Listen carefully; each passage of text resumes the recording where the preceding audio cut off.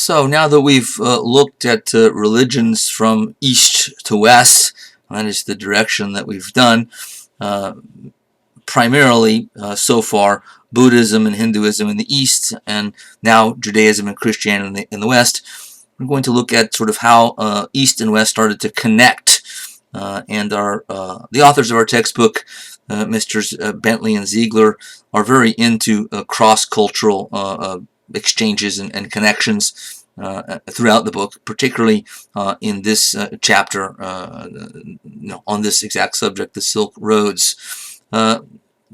And I'm quoting them here: beyond their relations with neighboring peoples, the classical societies, the ones I've just mentioned, and their religions, established a broad zone of communication and exchange throughout much of the Earth's eastern hemisphere.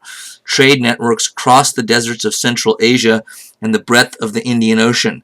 Long-distance trade passed through much of Eurasia and North Africa, from China to the Mediterranean basin and parts of sub-Saharan Africa as well. The long-distance trade profoundly influenced the experiences of peoples on the development of societies throughout the Eastern Hemisphere. It brought wealth and access to foreign products, and it enabled peoples to concentrate their efforts on economic activities best suited to their regions. It facilitated the spread of religious traditions beyond their original homelands, since merchants carried their beliefs and sometimes attracted converts in the lands they visited.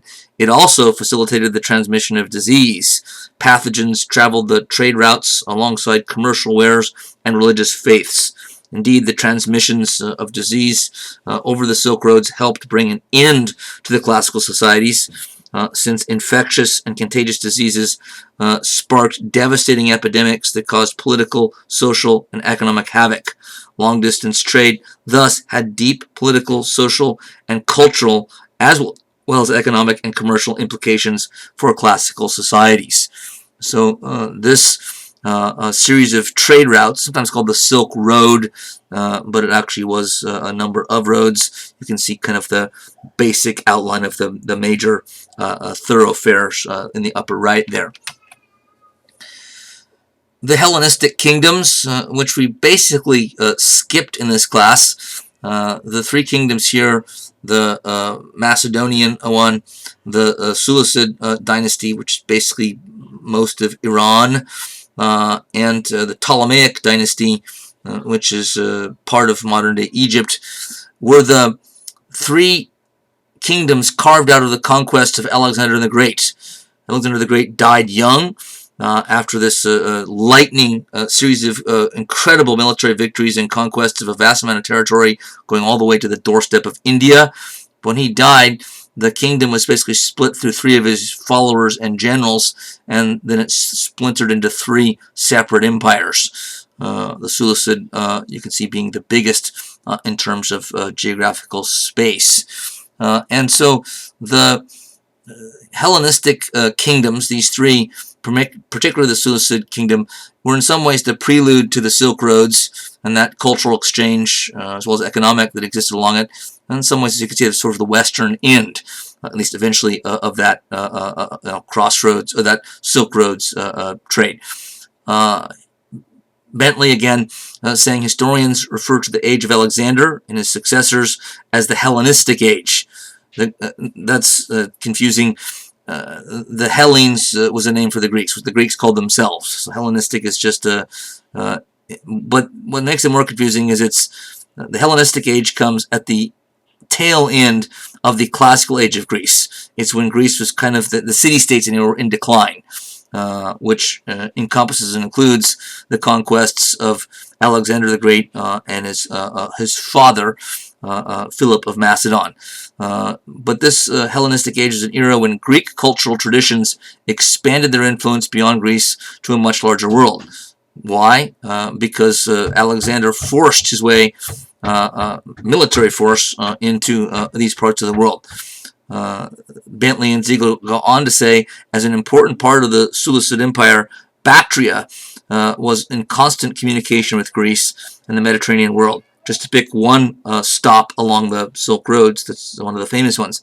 After about 250 BCE, the governors of Bactria withdrew from the Seleucid Empire and established an independent Greek kingdom. Some Greeks even converted to Buddhism that far away from the Greek mainland. Like classical states in Persia, China, and India, the Hellenistic empires brought distant lands into interaction by way of trade and cultural exchange. So the Hellenistic kingdoms and Alexander the Great's conquest, which was the prelude to them, was sort of the first moment where historians of world history kind of claim that East and West sort of met together through trade and this kind of cross-cultural exchange. How the Silk Roads were organized and functioned. Who built and planned and organized this whole project, the Silk Roads? Nobody. They were not organized, but the product of what a school of economists once called a spontaneous order, which I still think the concept still holds water. Meaning that the Silk Roads weren't planned, they kind of evolved into what they were. It wasn't like a highway system that is planned, like in the United States, as our federal highway system was in the 1950s. They didn't set up maps ahead of time, which they didn't have anyway, and say, okay, we're going to send this part of road through here and this one there, and we'll have to send engineers out. This happened over hundreds of years of just merchants and traders and leaders going in one direction. Might be the best route to go, safer, more water, more food available, more towns to go through. Some of it maybe were logical places to go, but nonetheless, it wasn't planned ahead of time. It evolved and developed over time with no center of decision making, nobody planning it out. There's thousands of different decisions made over hundreds of years. None of them in coordination with each other, and yet the system ends up working out, in a sense, brilliantly for peoples both east and west and in between. There are a lot of examples of spontaneous order in our world that I think aren't talked about as such, that are usually incredible. They're not perfect, and that doesn't mean that human beings can't or shouldn't impose an element of planning on top of them to improve them or to get rid of flaws in them. And you certainly see that in the world. But free markets and capitalism are maybe the most famous example in the modern world of what's sometimes seen as, at least in part, a spontaneous order. Nobody planned the system of, say, global trade. It evolved and sort of developed over time. Bentley, again, as the classical empires expanded, merchants and travelers created an extensive network of trade routes that linked much of Eurasia and North Africa. Individual merchants did not usually travel from one end of Eurasia to the other. Instead, they handled long-distance trade in stages. On the caravan routes between China and Bactria, for example, Chinese and Central Asian peoples, such as the Kushans, dominated the trade. Rarely, if ever, did they go farther west, though, because the Parthians took advantage of their power and geographic position to control overland trade within their own boundaries. Once it reached Palmyra, the road, merchandise passed mostly into the hands of Roman subjects, such as Greeks, Jews, and Armenians, who were especially active in the commercial life of the Mediterranean basin. That is to say, then, that a product like silk could leave from China and end up, in the Mediterranean, maybe even in Rome eventually, and not be taken all that distance by any one person or any one group. In fact, it would change hands most likely a number of times. So you have this huge network of trade that spans this huge distance, particularly east to west and west to east, and each sort of person or group or merchant is only going a certain distance before cashing in their cashing out on what they have to trade and going back home. It's another good example of how something not planned can be quite complex and sophisticated, and yet work as well as if it was planned. Again, that's, to me, a marvel of how sort of the world sometimes works in mysterious, and positive ways. How could something just sort of spontaneous sort of work out that effectively? It's a good question. Overland trade routes themselves, getting a little more specific, though we don't really need to know this, but I'm going to do it anyway. China to Roman back, but again, the Romans didn't go to China or vice versa, although there might have been a couple of trips, but not mainly through trade. Main road from Chang'an, Han Dynasty, through the Taklamakan Desert, and it sort of forked. The road split into two main branches, one to the north, one to the south. It went through kind of oasis towns. So they're trying to skirt the desert, and for whatever reason, ended up with a road to the north, skirting the desert, and one to the south. Branches came back together again at a place at the time called Kashgar, basically the westernmost corner of China today. Then a little bit west to Bactria. It says Bactria on the map there, but that's Bactria. From there, another branch that led to India, while the main route continued to Iran, or it's today Iran, then the Persian Empire. Then joined with roads on the Caspian Sea, which you can see in the map there in the upper right, and the Persian Gulf as well. Then to Palmyra in modern-day Syria, and from there terminated at Mediterranean ports like Antioch, Tyre, and others, which you can also see on the map at the very eastern edge of the Mediterranean, which is basically kind of like the coast of Palestine and southern Turkey and that area today. So this is the main overall picture, laying out the trade routes as they worked out in practice. Sea lanes, some of this was done by sea. Professor Stavrianos says Roman merchants, mostly Greeks and Syrians, undertook such journeys, and also a few settled in Indian cities, as we know from Indian literary sources. They brought with them glass, copper, tin, linen, and wool textiles, and above all, gold coins. In return, the Romans wanted pepper and other spices, cotton textiles, precious stones, and most important, Chinese silk brought to Indian ports via the Silk Road. A few of the more adventurous Roman traders made their way further east beyond India. In the 2nd and 3rd centuries CE, they reached Burma, Malaya, Sumatra, and passed on through the Malacca Strait to Vietnam, from which at last they made contact with China. So the sea lanes connecting to the Silk Roads on land that ended up at a port ended up making this trade network even bigger and more impressive, and once again all the more impressive because it wasn't planned out and laid out ahead of time and put into practice. It evolved. Trade goods on the Silk Roads, Stavrianos again.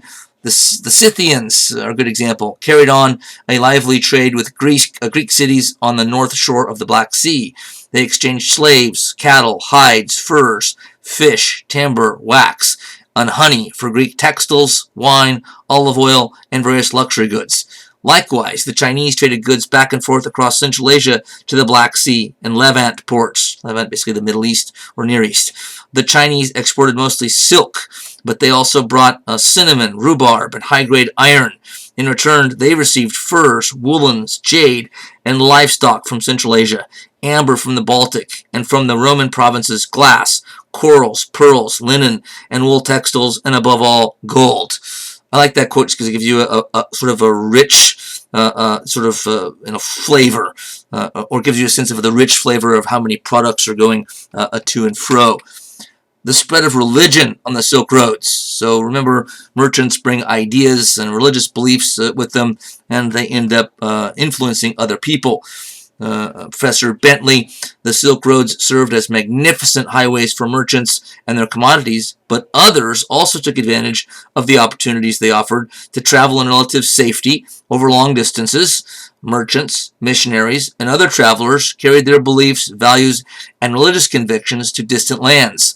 Buddhism, Hinduism, and Christianity all traveled the Silk Roads and attracted converts far from their original homelands. Why were the Silk Roads basically safe? Well, certainly there were, highway bandits and robbers, but all of the kingdoms who benefited from this trade, kings and princes, and otherwise, had a vested interest in making the roads as safe to travel as possible, because it would cut into their profits if the Silk Roads went somewhere else, went around them, and they weren't sort of in the middle of it any longer. So that's the main reason that the Bentley can say that the highways were safe. Buddhism went as far away as Persia to the west and China to the east from its origin in India. Hinduism went from India to Southeast Asia. Christianity went to India to the east, and as far as Western Europe, the westernmost part of Western Europe, to the west. So the Silk Roads weren't just about trade. They end up having this indirect, once again, unintended consequence as well. The spread of epidemic disease on the Silk Roads. This, of course, was an unintended consequence and not a pleasant one. Bentley, yet again, alongside the trade goods were some less welcome traveling companions, infectious and contagious diseases that sparked ferocious epidemics when they found their way to previously unexposed populations. What does that mean? It means that part of the reason that the Silk Roads brought so many diseases and outbreaks of disease and epidemics is because some of these peoples are basically new trading with each other over such long distances, especially in the early days of the Silk Roads. And so they're bringing diseases from so far away that the people that are sort of getting them on the other side of the trade routes have never been exposed to them before, so they don't have the immunity built up to them because they've never witnessed them before. So this is the main reason that it caused gigantic damage over time, but more early than it would later on as immunities tended to build. Such epidemics often cause large-scale death and population decline. Demographic decline, in turn, brought economic and social change. Trade within the empires eventually declined, and both the Chinese and Roman economies, as an example, contracted. Both economies also moved towards regional self-sufficiencies because of this. Whereas previously the Chinese and Roman states had integrated the various regions of their empires into a larger network of trade and exchange, after about 200 CE, they increasingly established several smaller regional economies that concentrated on their own needs instead of the larger imperial market. So the Silk Roads did for a time, sort of decline as a major trade route, as both the Chinese and Roman empires had a reason to kind of fall back onto themselves and not rely so much on long-distance trade. That's not to say, however, since we're stopping right here, that those trade routes don't become important again later on. They do.